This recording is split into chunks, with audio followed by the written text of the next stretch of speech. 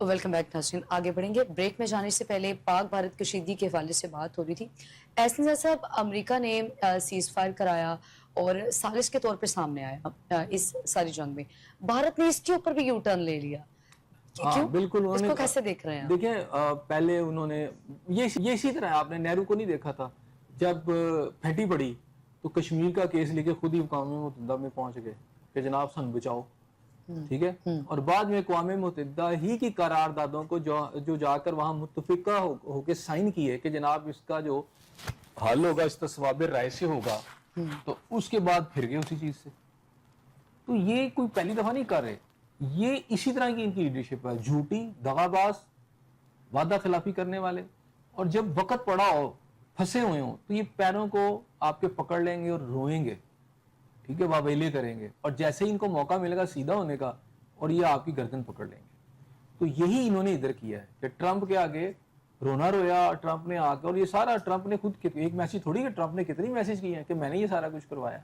اب چونکہ انڈیا کے اندر صورتحال یہ ہے کہ انڈیا نے ان کا موقف ہمیشہ سے رہا ہے کہ جو بھی ہوں گے ہم دو طرفہ کریں گے, ہم تیسری پارٹی کو نہیں ڈالیں گے. اب اس کی وجہ سے انڈین جو ہے مودی لیڈ گورنمنٹ جو ہے اس کو شدید داخلی پریشرز ہے, کیونکہ اس کے اندر اس پہ بڑی شدید تنقید ہو رہی تھی پچھلے چند دنوں کے اندر, جو کہ وہ برداشت نہیں کر پا رہے تھے.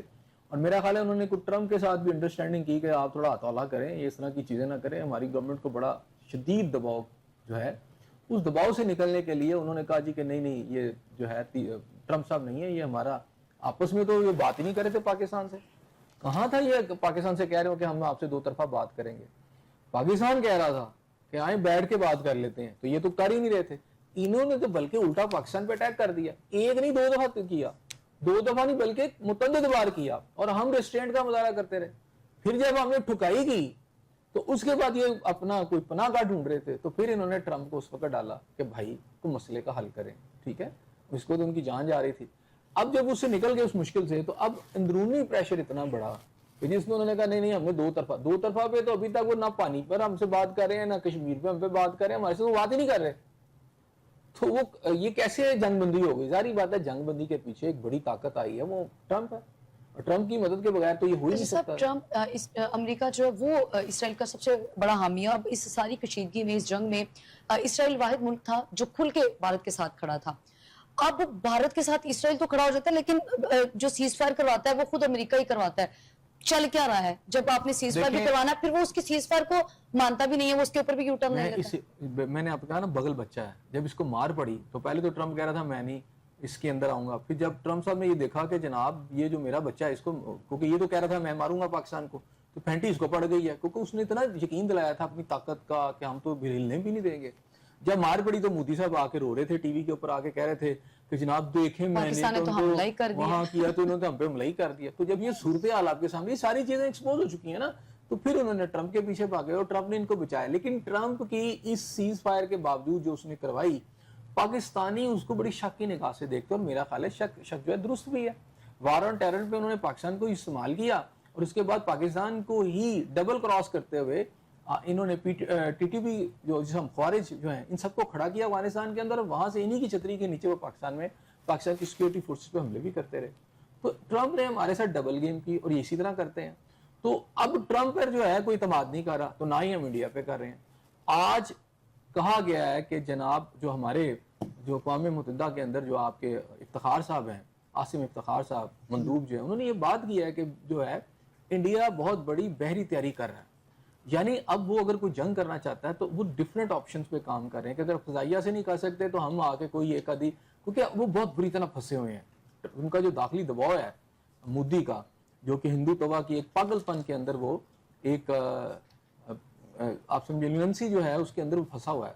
اب اس کو کوئی کامیابی چاہیے پاکستان کے خلاف, کیونکہ اس کو نہ تو اگلا ایکشن نظر آ رہا ہے, نہ جو درمیان میں کوئی چیزیں وہاں پر ہیں. وہ اس کا جو پاپولیرٹی کا گراف ہے اتنا نیچے آ چکا ہے کہ اس کو وہ انہانس کرنا چاہتا ہے.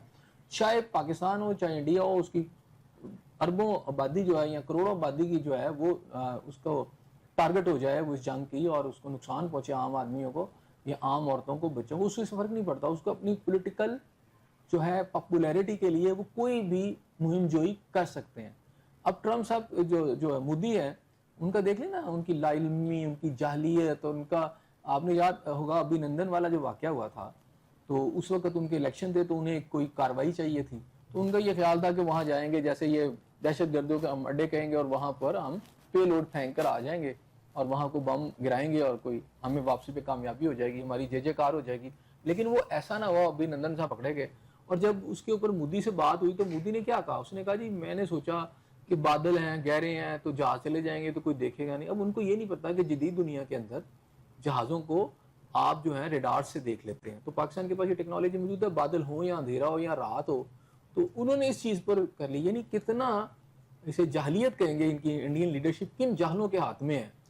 تو اب اس صورتحال میں وہ کوئی مہم جو ایسی چاہتے ہیں جس کے تحت, اور اسرائیل بھی ان کی پوری مدد کر رہا ہے. ایسا سب جتنی ہزیمت اٹھانی پڑی ہے مودی سرکار کو, تو اس سے تو ان کی مقبولیت بڑی تو نہیں ہے, یقینی طور پہ ان کی مقبولیت کا جو گراف ہے وہ نیچے آیا ہے.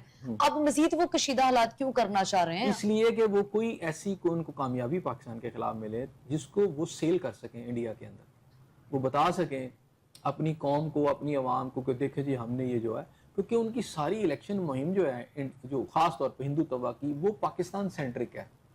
وہ ساری کی, جیسے پاکستان میں الیکشن ہوتے ہیں نا تو وہ امریکہ کے خلاف ہوتے ہیں, ہمارے یہاں الیکشن انڈیا کے خلاف نہیں ہوتے. یعنی ہم کوئی ایسے نعرے لگا کے ہم انڈیا پہ چڑھ دوڑیں گے, یہاں الیکشن اس پہ نہیں ہوتے.